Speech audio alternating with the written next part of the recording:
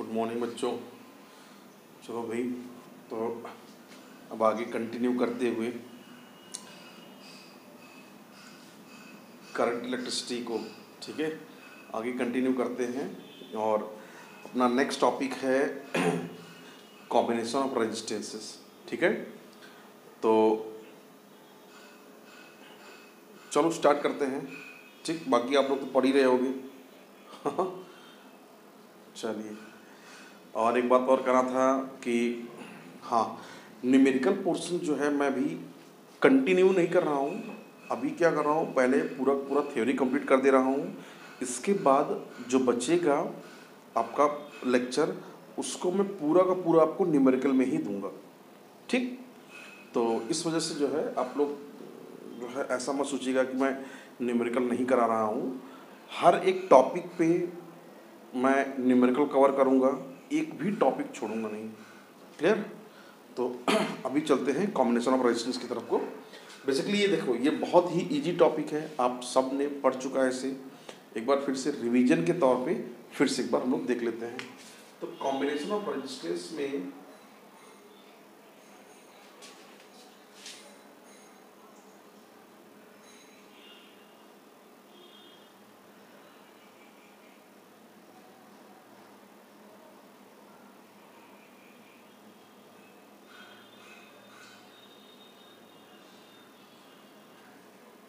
ठीक भाई। अच्छा, कॉम्बिनेशन ऑफ रेजिस्टेंस हम लोग पढ़ते किस लिए, ये पहले हम लोग देख लेते हैं।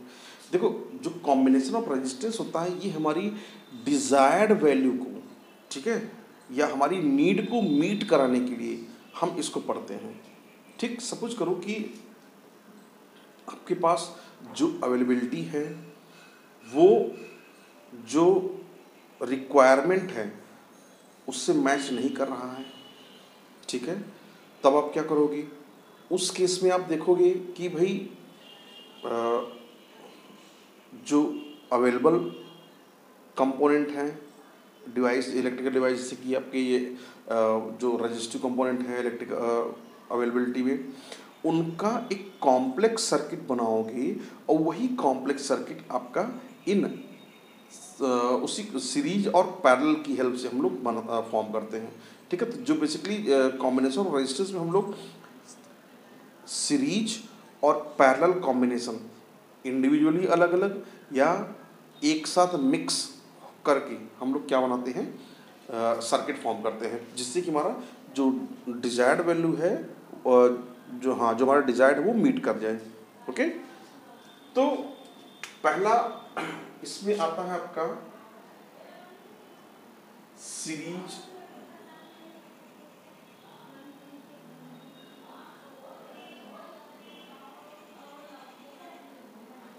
कॉम्बिनेशन। ओके, देखो सीरीज कॉम्बिनेशन में आप लोग भाई देखे ही हो, होता क्या है कि सारे हमारे पास n नंबर ऑफ रेजिस्टेंस होते हैं, उसको हम क्या करते हैं, सीरीज में कनेक्ट कर देते हैं। ठीक है, जब n नंबर ऑफ रेजिस्टेंस है उसको सीरीज में कनेक्ट करेंगे, इससे हमारा एक इक्विवेलेंट रेजिस्टेंस मिल जाएगा। जैसे कि मानो आपके पास ऐसे, चलो भाई, तो सर्किट डायग्राम थोड़ा बनाते हैं। सर्किट बड़ा इजी सा है। ठीक, सर्किट में क्या होता है कि सपोज करो आपके पास R1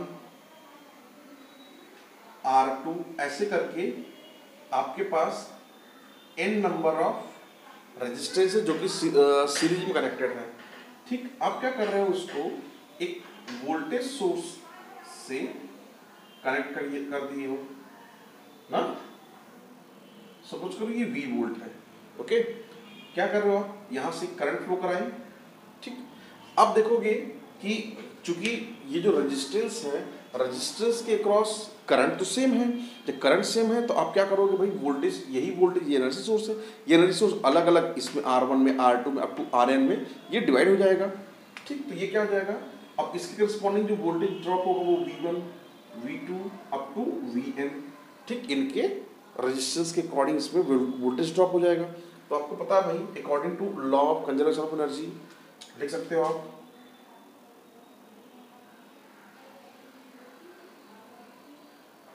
according to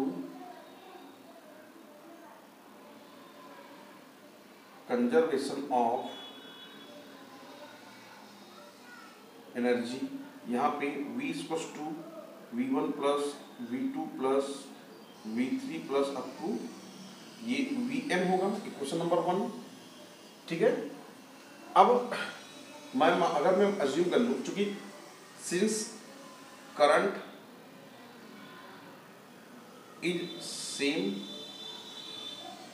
in all resistance,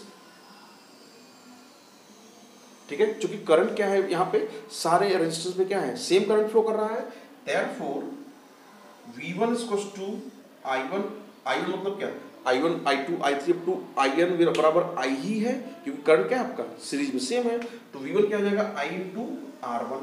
similarly V2 क्या हो जाएगा I इंटू R2। ऐसे ही आप देखोगे Vn क्या हो जाएगा I इंटू Rn। ओके, इस तरीके से ये हो जाएंगे। अगर मैं मान लो कि इस पूरे जो ये इक्विवेलेंट सर्किट है, ऐसा समझो, मैं दूसरे पेज से यहाँ लिख दे रहा हूँ ताकि थोड़ा सा अच्छा लिखे ना, तो ये जो है अगर इस टोटल को जो कॉम्प्लेक्स सर्किट या सीरीज जो सर्किट है इसका जो इक्विवेलेंट सर्किट है, अगर मैं इसको मान लूँ कि नेट रेजिस्टेंस हमारा मेरा कैपिटल R है या R इक्विवेलेंट है, तो उसके लिए सर्किट डायग्राम क्या हो जाएगा भाई, यहाँ पे बना लो आप अलग से, ये R इक्विवेलेंट और यहाँ पे ये क्या हो जाएगा, ये V वोल्टेज लगा है, वो I करंट तो भाई फ्लो ही करेगा। ठीक है, यहाँ V टोटल यही V यहाँ मिलेगा, तो आप देखोगे कि ये जो V है ये V equals to I into R equivalent, क्या मैं ऐसा लिख सकता हूँ, बिल्कुल लिख सकता हूँ भाई, यहाँ पे V इक्वल्स टू क्या है I इंटू R इक्विवेलेंट। ठीक, अब आप देखोगे कि ये V और यहाँ पे V1 V2 V3 up to Vn, इन सब उठा के मैं इक्वेशन 1 में पुट कर दूँ तो मेरे पास क्या मिलेगा, यहाँ पे आप देखोगे कि V इक्वल्स टू मिलेगा मुझे I into R equivalent equals to I into R1 plus I into R2 up to ऐसा करके I इंटू Rn। ओके, ये मिल जाएगा। अब यहाँ से सब में I कॉमन लेकर के आप R1 R2 ऐसा करके ये Rn ये बना सकते हो, ये I इंटू R इक्विवेलेंट, तो ये I कैंसिल, यहाँ पे R equivalent equals to R1 R2 करके ये Rn ऐसा बना सकते हो। ठीक, तो ये आपका बना नेट इक्विवेलेंट, कब का, जब आप सीरीज में कनेक्टेड किए हो, सब जब आप सीरीज में सारे रेजिस्टेंस को क्या किए हो, आप सीरीज में कनेक्ट किए हो। ओके, चलो भाई ये बड़ी अच्छी बात है। तो अब कुछ पॉइंट्स बनते हैं इसमें, क्या पॉइंट्स बनते हैं जो बेसिकली इसका रिजल्ट बनता है, उसी रिजल्ट के बारे में हम लोग थोड़ा सा समझते हैं। तो रिजल्ट नंबर उसमें मैं नोट करके लिख पाता हूँ भाई, ऐसा कर लो, ये नोट है।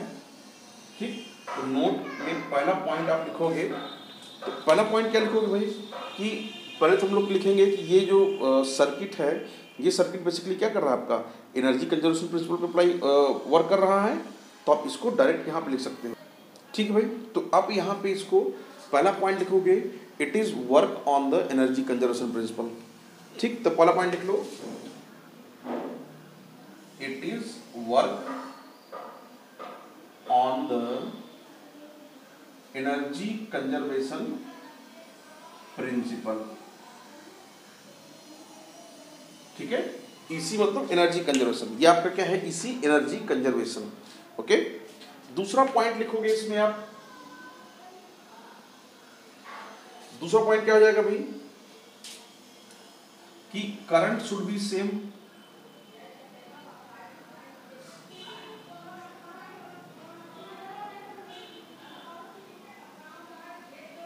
In all resistance. ठीक है, तो करंट की वैल्यू क्या है, करंट हर रेजिस्टेंस में आपने देखा कि सेम है। ठीक, तीसरा पॉइंट भाई क्या है, आप तीसरा पॉइंट देखोगे तो तीसरा पॉइंट हो जाएगा आपका जो इक्विवेलेंट रेजिस्टेंस है, आप यहाँ रिजल्ट में देखो जो इक्विवेलेंट रेजिस्टेंस है वो सब का सम है। ठीक है, लिख लो आप यहाँ पे, total resistance is sum of individual.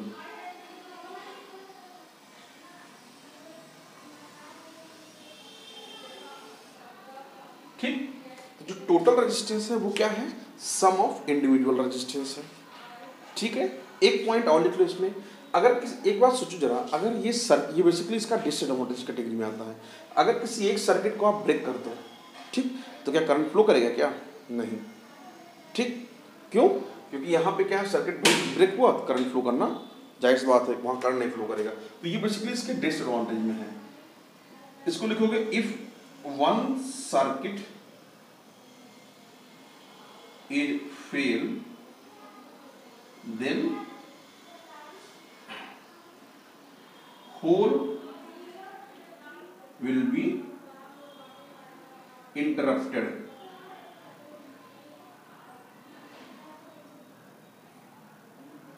Okay, इस तरीके से आप इसको पूरा लिख सकते हो भाई। अगर एक सर्किट, इसमें से कोई भी सीरीज सर्किट में कोई भी एक सर्किट अगर फेल किया तो पूरा सर्किट क्या हो जाएगा आपका, ब्रेक कर जाएगा।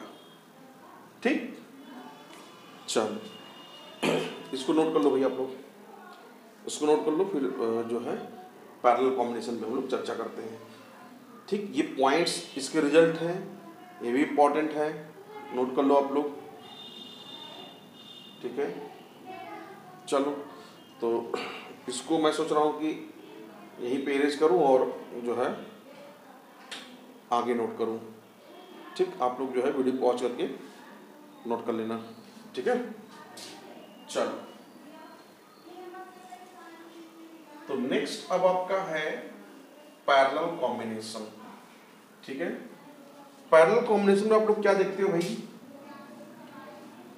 पैरेलल कॉम्बिनेशन में आप देखोगे कि जो सर्किट, जो रेजिस्टेंस होते हैं, ये रेजिस्टेंस बेसिकली,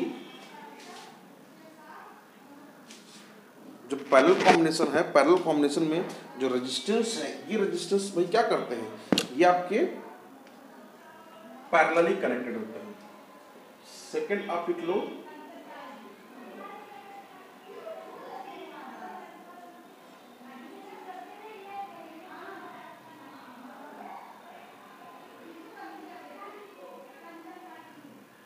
ठीक, पैरेलल कॉम्बिनेशन। आप क्या देखोगे इसमें कि जो रेजिस्टेंस हैं इनके एक टर्मिनल, याद रखना कि सीरीज को कैसे पहचानोगे, पैरेलल कैसे पहचानोगे, ये जानते हैं कि ट्रिक होता है। इस तरीके से आप जब आप कॉम्प्लेक्स सर्किट को सॉल्व करोगे तो आप देखोगे कि कोई भी सर्किट कैसे सीरीज में कनेक्टेड है या पैरेलल में कनेक्टेड है।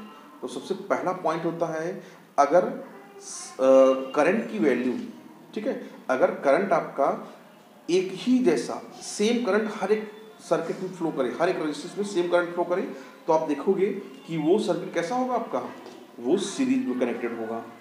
और जहां भी करंट का डिवीजन होता है, जहां कहीं भी करंट आपका डिवाइड किया, आप उसको जान लोगे कि ये सर्किट कैसा है आपका, पैरेलल में कॉम्बिनेशन, पैरेलल में कनेक्टेड हुआ है।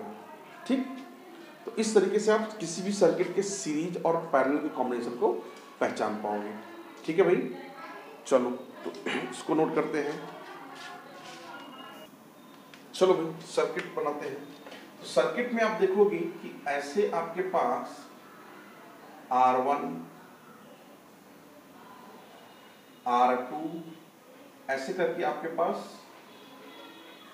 n नंबर ऑफ रेजिस्टेंस हैं दैट इज कनेक्टेड। ठीक, ये ऐसे कनेक्टेड होंगे।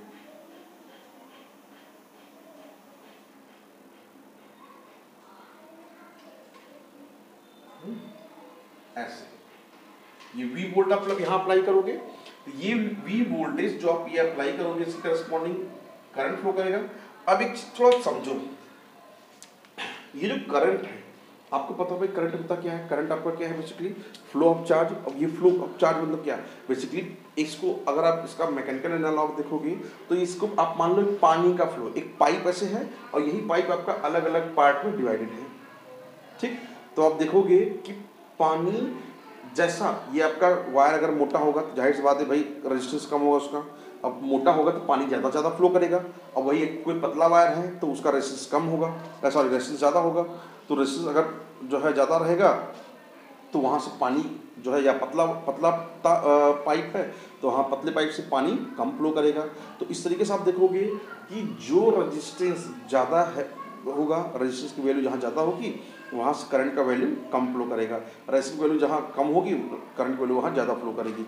इस तरीके से करंट इन सब अलग अलग पार्ट में डिवाइड होता है। ठीक है, चलो तो यहाँ पे आप ऐसे करंट को डिवाइड करोगे। मान लो ये आपके पास ये I1 करंट इसमें गया, इसमें I2 करंट गया, सिमिलरली इसमें IN करंट से गया। ठीक है, तो आप देखोगे ये मान लो आपका A पॉइंट है, ये आपका B पॉइंट है। यहाँ क्या लग बनाओगे,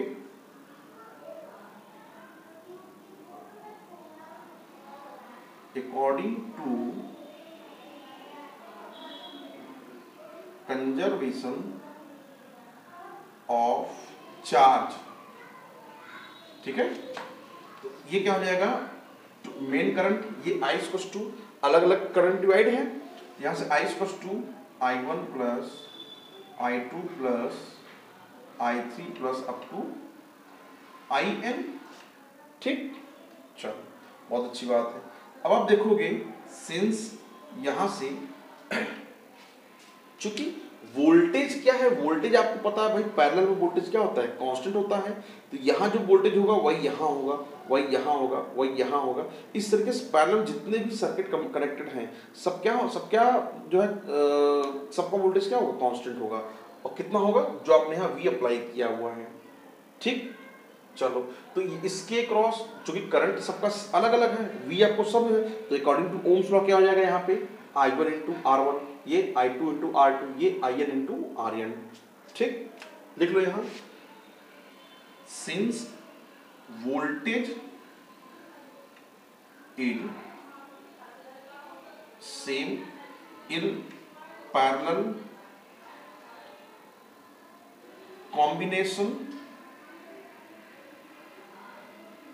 so V equals to I1 R1 equals to I2 R2 equals to I3 R3 dot dot dot equals to IN RN। ठीक है, इस तरीके से आप V वोल्टेज को बना सकते हो। अब अगर मैं मान लो कि जो ये आपके पास सर्किट है, ठीक है, इसके क्रॉस जो नेट रेजिस्टेंस है उसको अगर मैं बोल दूं कि वो है R इक्विवेलेंट, तो इसका सर्किट जो बनेगा वो कितना कैसा बनेगा भाई,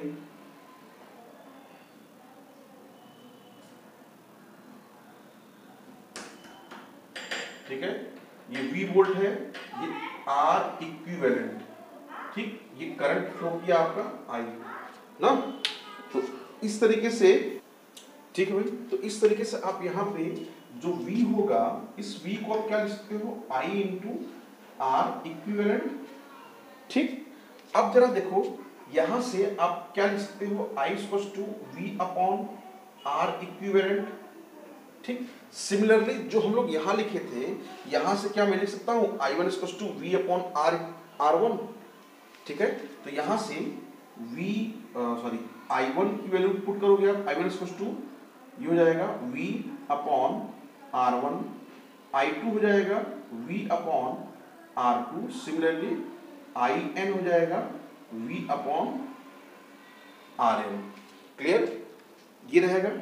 अब इस I1 I2 IN की और ये I जो है, इन सबको उठा करके इस इक्वेशन 1 में आप, ये इक्वेशन मान लो 1 है आपका, इस इक्वेशन 1 में पुट करो। तो यहाँ पुट करोगे आप, तो ये देखोगे, ठीक है, ऐसे, तो आप यहां देखोगे कि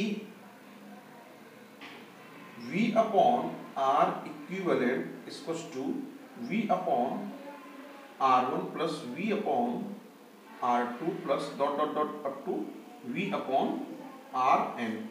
क्लियर, अब यहां इस वाले से न्यूमरेटर से आप V को कॉमन कर लो, V कॉमन करोगे, ठीक, तो यहां से V कॉमन करोगे, तो V अपॉन आर इक्वल यहाँ से बी इंटू यहाँ क्या आ जाएगा 1 upon R1 1 upon R2 up to 1 upon Rn। ठीक, ये भी कैंसिल हो जाएगा। यहाँ आएगा आपका R equivalent equals to 1 upon R1 1 upon R2 plus 1 upon R3 plus dot dot dot up to 1 upon Rn। Okay, ये आपका आ जाएगा इक्विवेलेंट रेजिस्टेंस। ठीक, नोट कर लो भाई। अब इसके भी इसी तरीके से भाई कुछ पॉइंट्स हैं, जैसे कि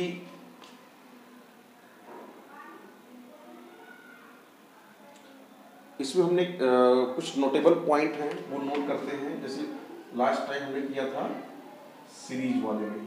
ठीक है, तो पहला पॉइंट इसका बनता है, पहला पॉइंट क्या बनता है भाई, वहां पे क्या कर रहा था वो एनर्जी कंजर्वेशन पे प्रिंसिपल पे वर्क कर रहा था।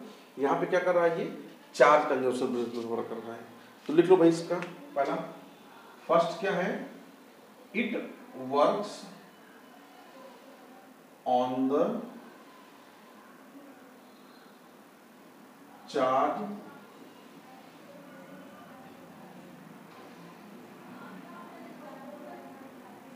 Conservation principle. ठीक है, पहला कि ये चार्ज कंजर्वेशन प्रिंसिपल वर्क कर रहा है। दूसरा क्या लिखोगे भाई इसमें, दूसरा लिखो voltage should be same.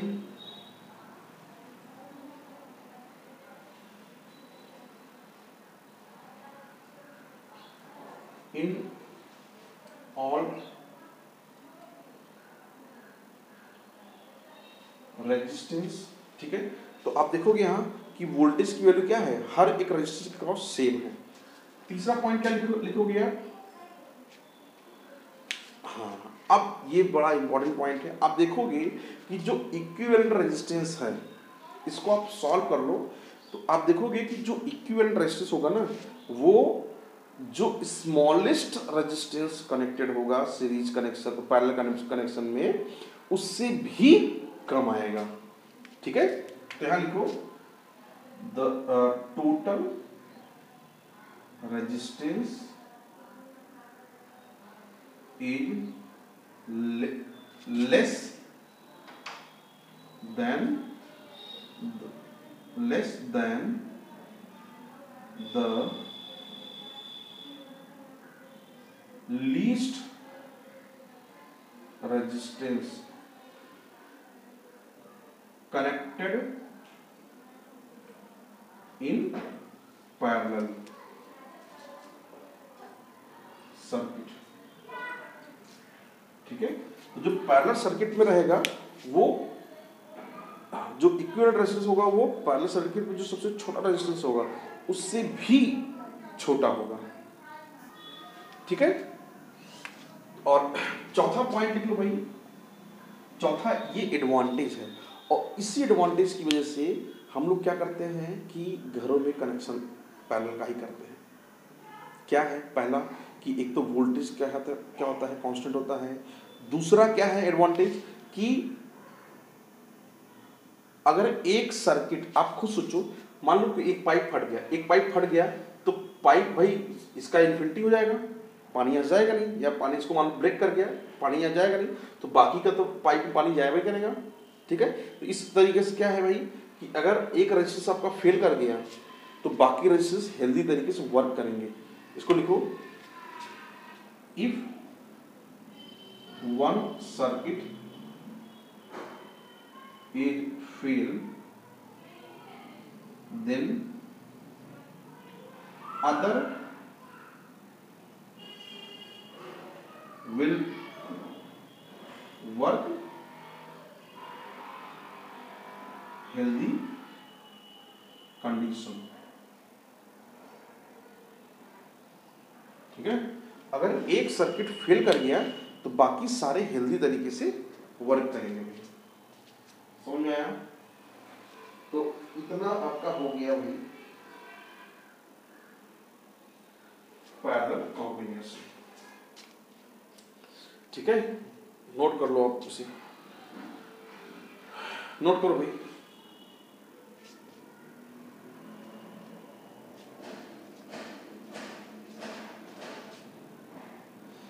Note कर लो भाई।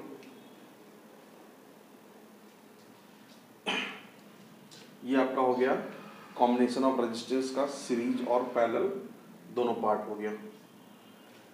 अगर कुछ डाउट हो इसमें आपको तो आप मुझे मैसेज कर सकते हो, कमेंट कर सकते हो ना। चलो नोट करो इसको।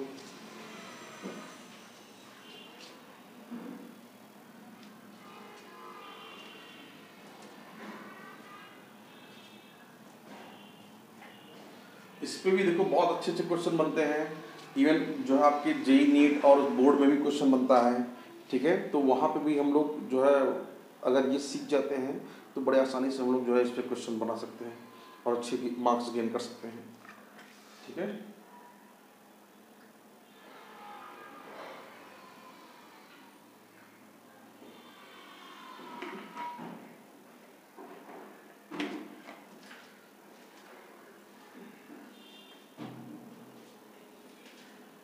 चलो ये आई थिंक हो गया होगा, इसमें कुछ डाउट तो नहीं है ना। तो इसको इरेज करें, मैं इसको इरेज कर दे रहा हूँ। इरेज करने के बाद जो है दूसरा टॉपिक शुरू कर रहा हूँ, ठीक है। आप लोग अगर नहीं लिखे हो तो वीडियो पॉज करके नोट कर लेना, ठीक बच्चों। चल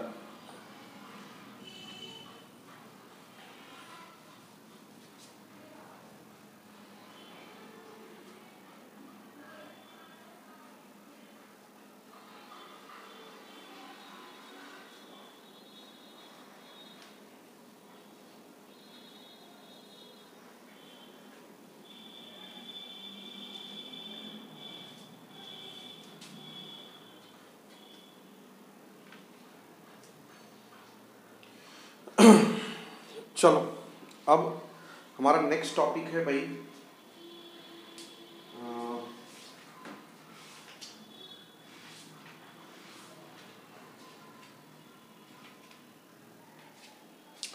internal resistance of a cell, ठीक है। देखो न्यूमेरिकल बहुत सारे हैं, इस पे हम लोग डिस्कस करेंगे, बट अभी फिलहाल के लिए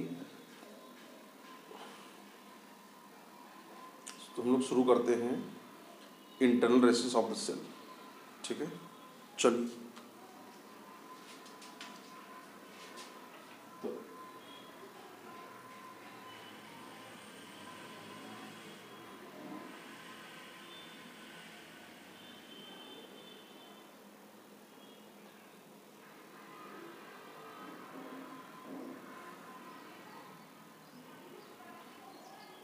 देखो भाई, internal resistance of the cell में आप देखोगे कि एक्चुअली में सेल का इंटरनल रेजिस्टेंस क्या है। जो इलेक्ट्रोलाइट होता है ना, इलेक्ट्रोलाइट जो है एक हिंड्रेंस प्रोवाइड करता है in the path of electrons, ठीक है। वही जो हिंड्रेंस प्रोवाइड होता है, hindrance provided by the electrolyte is known as internal resistance of the cell. Clear. तो अगर मैं उसका सर्किट डायग्राम बनाऊं तो आप सर्किट डायग्राम ऐसे बना सकते हो। सपोज करो कि ये आपके पास भाई आपने एक लोड लगाया आर रेजिस्टेंस का, ठीक। ये आपने एक ईएमएफ दिया V वोल्ट, यहाँ मान लो आपके पास एक ईएमएफ है E। क्लियर। तो इसका जो इंटरनल रेजिस्टेंस रहेगा ये स्मॉल r से हम लोग शो कर देते हैं जनरली। क्लियर। और ये बनता है आपका इस तरीके से,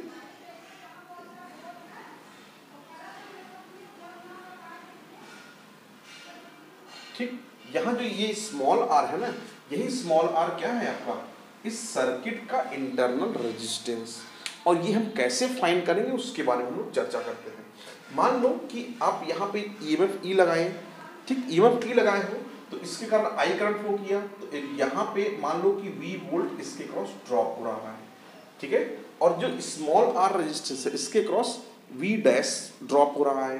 तो आप इसको ऐसे भी लिख सकते हो कि E equals to V dash plus V, ठीक है। यहाँ पे आप वी डैश को क्या लिख सकते हो, आई इंटू स्मॉल आर, और कैपिटल वी को आई इंटू कैपिटल आर। क्लियर? तो ये ई हुआ। यहाँ से आप क्या कर सकते हो भाई, E minus I R equals to I into small R. यहाँ से अगर आप निकालना चाहो तो स्मॉल आर इक्वल्स टू लिख सकते हो E minus I capital R upon capital I. Clear? इस तरीके से ना ये हुआ। या इसी को वोल्टेज के फॉर्म में लिखो, इसी के ही फॉर्म में लिख सकते हो। एक तो ये तरीके, ये भी है।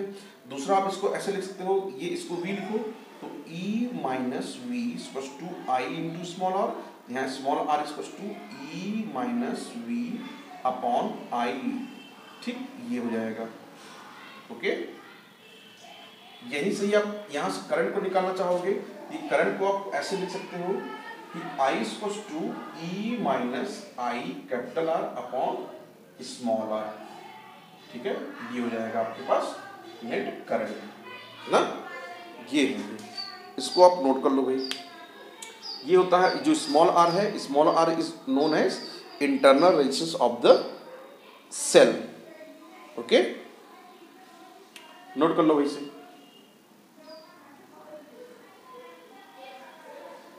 बेसिक सर्किट है, बहुत नहीं। हाँ, एक चीज इसमें और कंडीशन बताना था कि ये जो स्मॉल जो V होता है ना, V is always here, V is always less than E। ठीक है, ये जो V है ये हमेशा इससे छोटा होगा। क्यों? क्योंकि एक V डैश यहाँ पे आप देखो, यहाँ पे V plus V dash equals to E है, तो V is always less than E, then कितने से, V डैश से, क्योंकि इसके क्रॉस में थोड़ा सा वोल्टेज ड्रॉप होता है। ठीक है, तो यहाँ भी लिख सकते हो आप इसको, ये एक कंडीशन बनता है, इस कंडीशन को आप लिख सकते हैं। ठीक है, तो ये आपका है पोटेंशियल डिफरेंस और ये आपका है EMF। ठीक, तो आपको पता भाई EMF is always greater than potential difference. Okay, note करो भाई से। आप लोग वीडियो पॉज करके नोट करो इसको, मैं दूसरा टॉपिक शुरू कर रहा हूँ भैया। देखो यहाँ पे ये हो गया था। इसके बाद एक चीज और बताना था कि अगर मैं यहाँ से आई को निकालना चाहूँ इस इक्वेशन से, तो यहाँ से आई इक्वल्स टू क्या आ जाएगा आपका, E upon capital R plus small r. ये करंट हो जाएगा मेरे पास, ठीक है, इतना एम्पियर, और ये ओम हो जाएगा इतना रेजिस्टेंस का, इंटरनल रेजिस्टेंस का, ये वो हो जाएगा वैल्यू। ठीक है भाई, चलो इसके बाद हम लोग शुरू करते हैं हमारा नेक्स्ट टॉपिक। वो है कॉम्बिनेशन ऑफ सेल। ठीक, सीरीज एंड पैरेलल। तो आई होप आप लोग जो है इसको नोट डाउन कर लिए होंगे। जो लोग नहीं किए हैं वो वीडियो पॉज करके कर लेंगे। ठीक है, मैं अरेंज कर दे रहा हूँ। ठीक है भाई, अब हम लोग चलते हैं, एक बड़ा ही अच्छा टॉपिक है हमारे पास, इंटरनल रेजिस्टेंस ऑफ, क्या कह रहा था मैं, combination of cell, series and parallel and mix. 3 combination है सेल का, सीरीज में कैसे कनेक्ट होता है, पैरेलल में कैसे कनेक्ट होगा, और मिक्स अगर हो तो कैसे कनेक्ट होगा। इसमें भी क्वेश्चन बनते हैं आपके। चलो तो यहाँ लिखो कॉम्बिनेशन ऑफ सेल। ठीक, पहला है आपका, इसमें ये 3 टाइप के कॉम्बिनेशन होते हैं ना, और इसमें पहला आपका है series combination. Okay,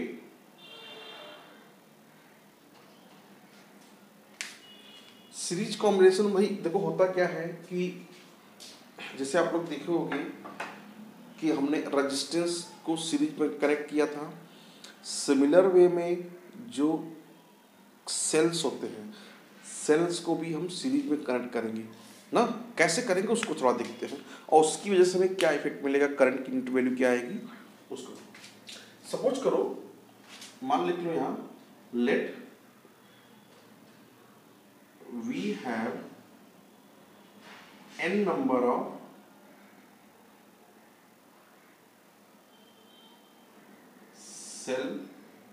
cells, then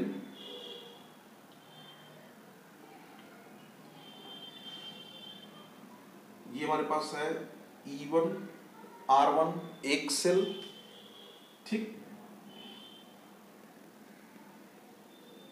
similarly ये है E2 R2 दूसरा, ऐसे ही करके मेरे पास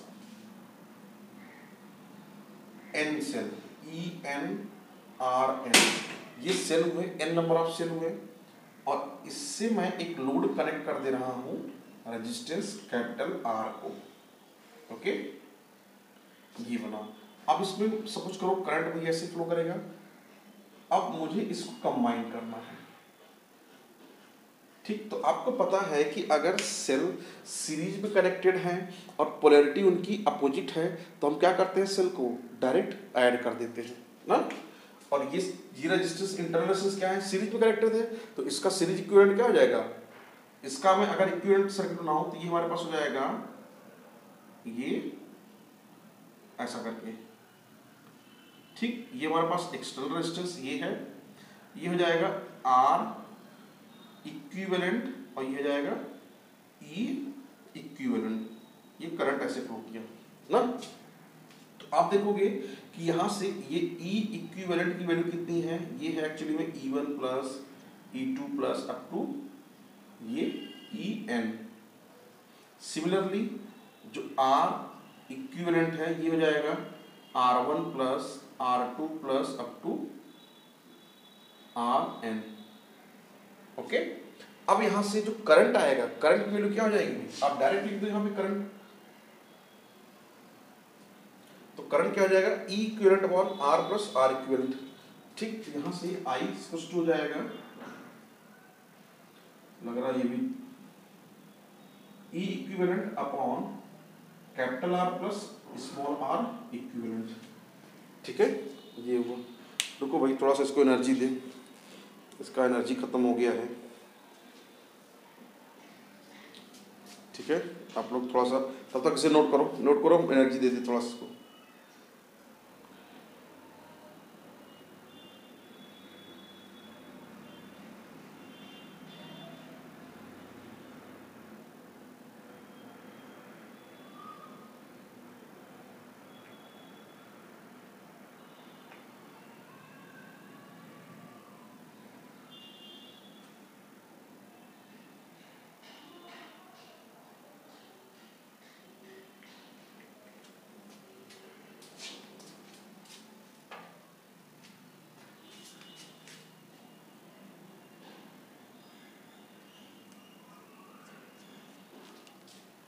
चलो ये समझ में आया। तो यहाँ पे ये हमारे पास एक इक्वेशन बना कि इतना एम्पियर आएगा, I इक्वल हो जाएगा मेरे पास क्या, E equivalent upon R into capital R into R equivalent. यहाँ पे E इक्विवेलेंट इक्वल ये है, R इक्विवेलेंट इक्वल ये है। अब अगर मैं मान लूँ, केस बनाता हूँ पहला, if E1 E2 up to this equal to ये EN, ठीक। तो इसको मैं क्या कर लूँ, लिख लूँ मैं E, ठीक है। And small r1 equal to small r2 equal to up to small rn बराबर स्मॉल r, ठीक है। ये मैं कर दूं तो मेरे पास अगर n नंबर ऑफ सीरीज में थे तो ये क्या हो जाएगा, I equal to n into E upon capital R plus n into small r, इतना एम्पियर हो जाएगा भाई। देख लो, इसमें कोई तकलीफ हो तो वो बताओ। ये हुआ हमारा सेल्स इन सीरीज कॉम्बिनेशन ना। लिखो भाई, इसको लिखो फटाफट।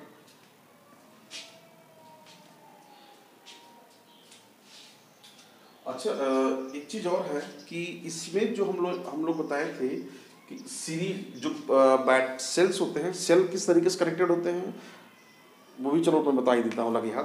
सेल को अगर मैं अपोजिट पोलैरिटी के साथ कर रहा हूँ, ये मान लो ये E1 है, ये E2 है, ठीक है। तो इसका इक्विवेलेंट कितना आएगा, E इक्वल टू आ जाएगा E1 प्लस E2, और यही अगर मैं सेम पोलरिटी के साथ ऐड करता हूं तो मान लो कि ये ऐसे है, ये E1 है, ये E2 है, ठीक। अब ये जो E आएगा that is E1 difference E2, E1 और E2 का डिफरेंस आएगा। और वो डिफरेंस कितना होगा भाई, ये E1 डिफरेंस E2 हो जाएगा। जब अगर मैं मान लूँ इफ, इसमें भी दो केस बनेगा, if E1 is greater than E2 तो ये हो जाएगा E इक्वल्स टू हो जाएगा E1 माइनस E2। दूसरा if E2 is greater than E1 तो ये हो जाएगा E equals to E2 minus E1, ठीक है। ये बनता है केस। जो ज्यादा रहेगा, ज्यादा वाले में से कम वाला हमेशा माइनस होगा, ये नोट कर लो, यही फंडा है अगर दोनों का जो है सेम पोलरिटी पे कनेक्टेड है। अब ये चाहे प्लस प्लस हो या इसी को आप और करके ये ऐसे भी बना सकते हो, ऐसे, ठीक है। ये दोनों केस हैं, क्लियर। तो यहाँ पे अगर माइनस माइनस कनेक्टेड हो या प्लस प्लस कनेक्टेड हो, दोनों केस में ही डिफरेंस होता है। ऐड कब होगा, जब opposite polarity plus minus minus plus से ऐसे कनेक्टेड हो तो, ठीक है भाई। ये इस तरीके से कनेक्टेड होते हैं। चलिए, तो आप लोग इसे वीडियो पॉज करके नोट कर लेना। हम जो है चल रहे हैं पैरेलल कॉम्बिनेशन की तरफ को ना, इरेज कर देना भाई।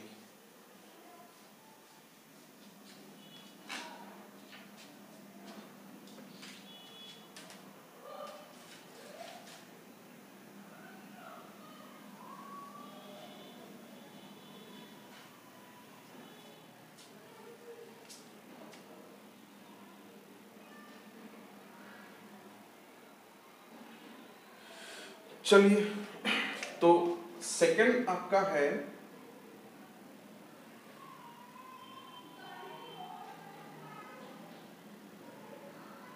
पैरेलल कॉम्बिनेशन, ठीक है भाई। अब आप देखोगे, एक देखो पैरेलल कॉम्बिनेशन में एक कंडीशन आपको लेना पड़ेगा।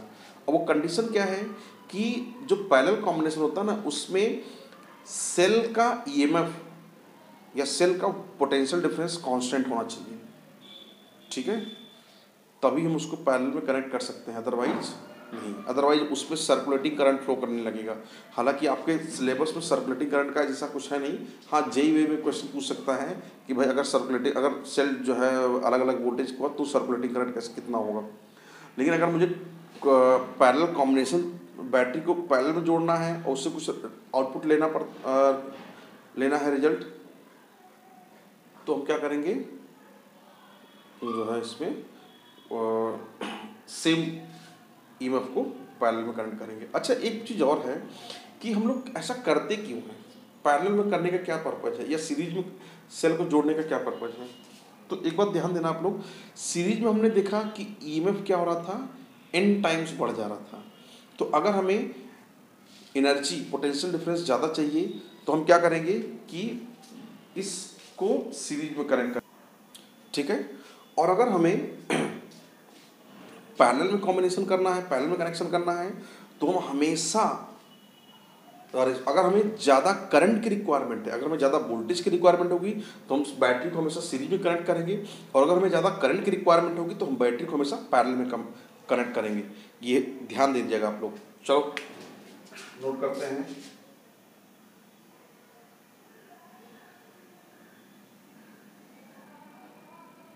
इस तरीके से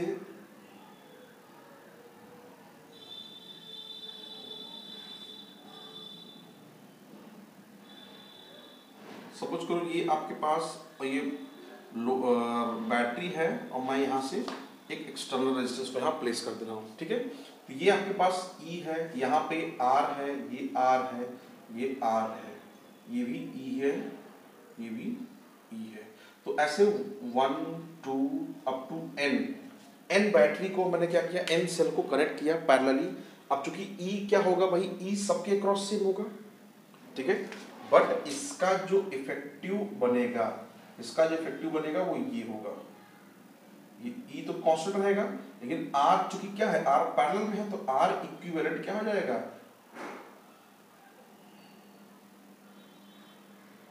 जो R इक्विवेलेंट है दैट इज R1, चूंकि R सबका सेम है तो यहाँ ऐसा लिख लो आप इसको 1/r इक्वल इसको पैरेलल में है 1/r, ऐसा कितने टाइम्स, n टाइम्स 1/r, तो यहाँ से हो जाएगा n/r, तो यहाँ से r इक्विवेलेंट कितना हो जाएगा, ये small r by small n। ठीक, इसको उठा करके मैं यहाँ रखूंगा और यहाँ से मैं करंट को अगर फाइंड करूँ तो मेरे पास करंट वैल्यू क्या आ जाएगी भाई, E upon capital R plus small r equivalent. ठीक है, इस स्मॉल r को पुट कर दोगे वहाँ पे तो आपके पास क्या मिलेगा, E upon capital R plus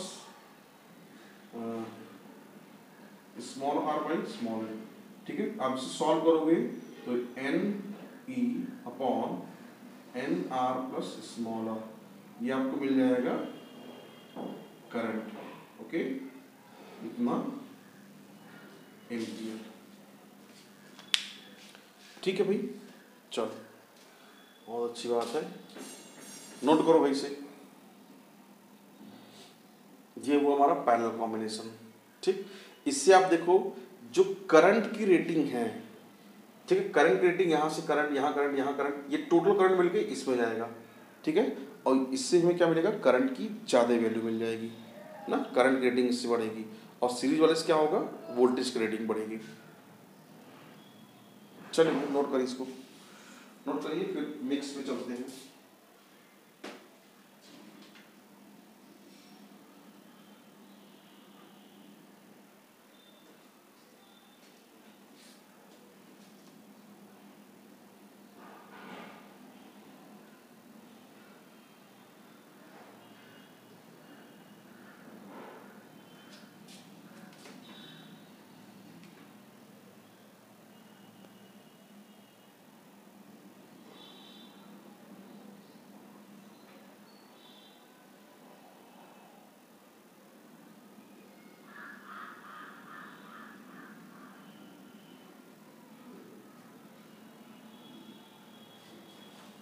ठीक है भाई, हो गया, मैं इसको इरेज करूँ, इरेज करके जो है मिक्स कॉम्बिनेशन पे चलते हैं।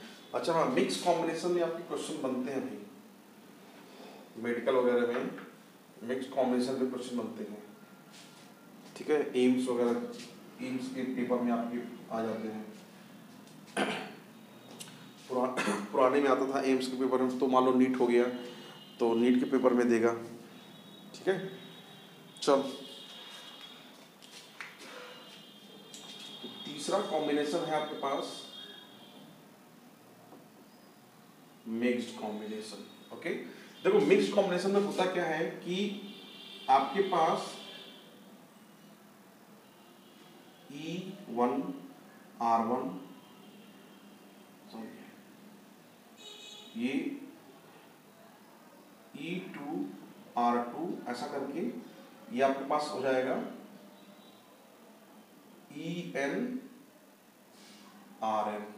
ठीक, ये n नंबर ऑफ सीरीज हो गया और m नंबर ऑफ पैरेलल, ऐसे ही करके E1 R1 E2 R2 EN RM, ये 1 ये 2, ऐसे करके आपके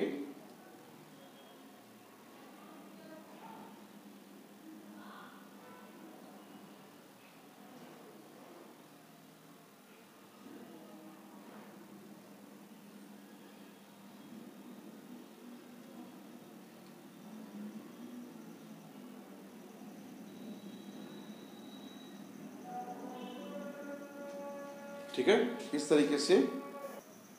ठीक है भाई, तो इस तरीके से हम n नंबर ऑफ सेल को सीरीज में कनेक्ट कर दिए और m नंबर ऑफ इसी का पैरेलल कॉम्बिनेशन ले लिए। ठीक है, और ये हमने एक लोड लगा दिया। अब हम क्या करते हैं, हमें यहाँ पे करंट की वैल्यू फाइंड करनी है। ठीक, तो आपको पहले ये देखना होगा कि इन सबको एक कर लो। क्या है कि E1 E2 E3 ये सब आपके E हैं, n सीरीज में है। अगर मैं इसका इक्विवेलेंट सर्किट बनाऊं तो ये मेरे पास आएगा क्या कि ये n सीरीज में है तो n टाइम्स हो जाएगा ठीक है, NE। और सिमिलरली N हमारे पास क्या है, सीरीज में पैरेलल, सीरीज में कनेक्टेड है रेजिस्टेंस, तो ये जो N times of small r। ठीक, सिमिलरली ये M पैरेलल कॉम्बिनेशन है, तो ये हो जाएगा, ऐसे करके आप लोगे तो ये आपके पास ये इफेक्टिव हुआ। ठीक, ये M पैरेलल रो। ठीक, यहाँ पे NE, ये NR, यहाँ पे ये लोड लगा कैपिटल R। ठीक, यहाँ करंट निकालना है। अब इसको टोटल को, चूंकि पैरेलल में क्या है, वोल्टेज सेम होता है, तो आप इसी को फर्दर क्या करोगे, एक बनाओगे तो ये आएगा N टाइम्स ऑफ E, और चूंकि ये M पैरेलल में कनेक्टेड है तो इसका कॉम्बिनेशन लोगे तो M by N, sorry N by M, ये हो जाएगा N upon M into R, और ये आपका आएगा एक्सटर्नल रेजिस्टेंस। ठीक है, यहाँ I, तो ये I की वैल्यू क्या हो जाएगी, NE upon capital R plus N upon M into small r। ठीक है, ये आपका इफेक्टिव करंट वैल्यू हो जाएगी। इसमें इसको सॉल्व कर लो, तो यहाँ सॉल्व करोगे आप तो NME upon M capital R plus M small r। ठीक, तो करंट वैल्यू क्या हो जाएगी, MME upon MR plus N small r। ठीक है, इतना एम्पियर हो जाएगा। ठीक है भाई, देख लो इससे, देख लो, अगर इसमें कुछ डाउट हो तो उसको बताओ। ये आपका हो गया पूरा कॉम्बिनेशन ऑफ मिक्स्ड रेजिस्टेंस, और इसी के साथ तीनों कॉम्बिनेशन आपका फिनिश हो गया, सीरीज, पैरेलल और मिक्स कॉम्बिनेशन। ओके, नोट करो इसको जरा।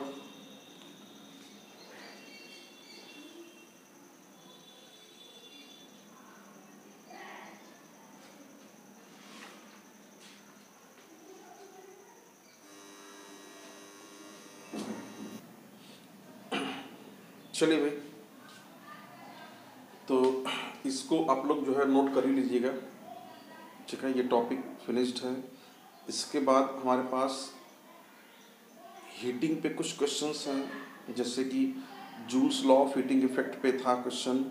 ठीक है, तो मैं सोच रहा हूँ उसको थोड़ा सा ब्रीफ कर दूँ। बहुत छोटा joules law of heating effect है, पावर है, ठीक है, ये सब छोटे छोटे क्वेश्चन हैं। ये बेसिकली है कुछ नहीं, बस नाम के हैं, 10th वाले भाई। तो इसको इरेज करें, मैं इसको इरेज कर रहा हूँ। आप लोग जो है, अगर जो लोग नहीं लिख पाए हैं वे अपना जो है वीडियो पॉज करके नोट कर लेंगे। ठीक है बेटा, चलो।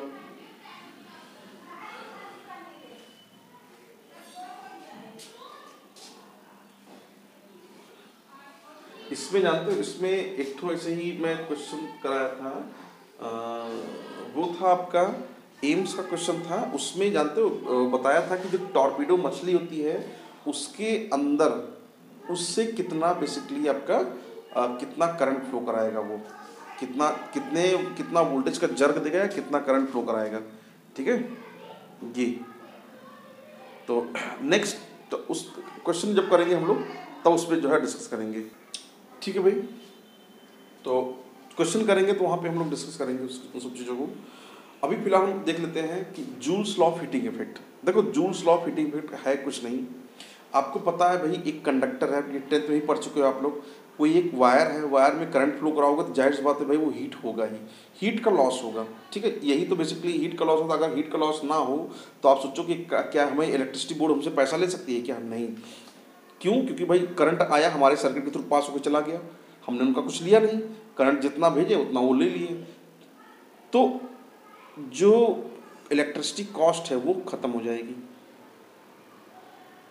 ठीक है, हीट का लॉस होता है, वोल्टेज का लॉस होता है, इसलिए हम लोग क्या करते हैं, बिल पे करते हैं। उसी के एवज में इलेक्ट्रिसिटी बोर्ड हम लोगों से बिल पे करती है, बिल पे करवाती है।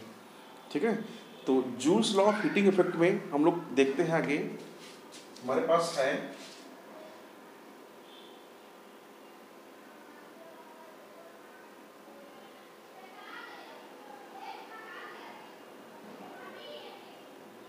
देखो Joule's law of heating effect में है कुछ नहीं, जैसे आप जो लॉस होता है पावर का क्या होता है भाई, V इंटू आई, इसी को आप लोग आई स्क्वायर आर या इसी को आप लोग V स्क्वायर आर के नाम से जानते हो, ठीक है।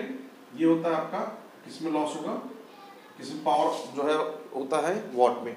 अगर बात करो हीट की तो हीट क्या हो जाएगा VIT, या इसी को आप लिख सकते हो आई स्क्वायर RT, या इसी को आप लिख सकते हो V square by R into T, ठीक। ये आपके पास इतने जूल की लॉस होती है, ठीक है। ये हुआ दो चीज। अब इसके साथ साथ लगे हाथ हम लोग बात कर ले रहे हैं यूनिट पे, कि यूनिट हमारा क्या होता है। 1 unit equals to 1 kilowatt hour, ठीक। 1 किलोवाट आवर मतलब कितना, 1 मतलब 1000, वाट मतलब कि वाट, तो एज इट इज वही पावर वाला, और आवर मतलब कि 3600, मतलब इसको आप 3.6 10 to the power 336 10 to the power 6 joule या वाट सेकेंड, ठीक है, ऐसा लिख सकते हैं। तो 1 unit equals to 3.6 into 10 to the power 6 watt second, ठीक है। ये लिख सकते हो आप, ध्यान दो। इसी के टर्म में आपकी बिजली की बिल आती है, इतना आप पावर कंज्यूम करोगे, ठीक है, 1 सेकंड में, तो इतना जो है आपको 1 यूनिट का बिल होगा, ठीक। ये होता है। या इसी को आप जानते हो, क्वेश्चन करेंगे हम लोग, तो ये सब बेसिक क्वेश्चन है यार, आप लोग 10th में किए होगी, यहाँ हम लोग इतना ज़्यादा डिस्कस नहीं करेंगे इस पर, ठीक है। ये है। अब इसके साथ साथ जो है आपका पावर वाला क्वेश्चन बनता है। पावर वाला क्वेश्चन एक्चुअली में जो है होता है कि कुछ बल्ब है या कोई लोड है, उसको मैं सीरीज में कनेक्ट कर दूं, उसका रेटिंग पावर ये है, वोल्टेज ये है रेटिंग का, उसको सीरीज में कनेक्ट कर दूं तो मेरे पास जो है कितना लॉस होगा, या पैरेलल में कनेक्ट कर दूंगा तो मतलब कितना करंट कंज्यूम करेगा। इस टाइप के क्वेश्चन बनते हैं, ठीक है। तो ये सब क्वेश्चन आई होप क्वेश्चन मैं डिस्कस कर लूँगा, ठीक है। और जो टॉपिक है, टॉपिक एक बार आपको जो है ब्रीफ करा दूंगा मैं। फिलहाल आज के लिए सोच रहा हूँ ये ओवर करूँ, और इसके बाद जो है नेक्स्ट लेक्चर में हम लोग अब आगे काम करेंगे, ठीक है भाई।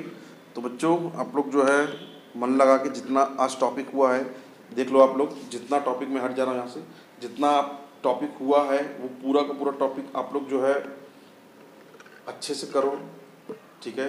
बहुत 3rd चैप्टर बहुत इम्पॉर्टेंट है आपके बोर्ड और आगे कॉम्पिटिटिव एग्जाम के पॉइंट ऑफ व्यू से, ठीक है। बाकी मौज मस्ती थोड़ा सा बंद कर दो भाई ना, चलो। तो अब इसको यहीं पे वाइंड अप करते हैं।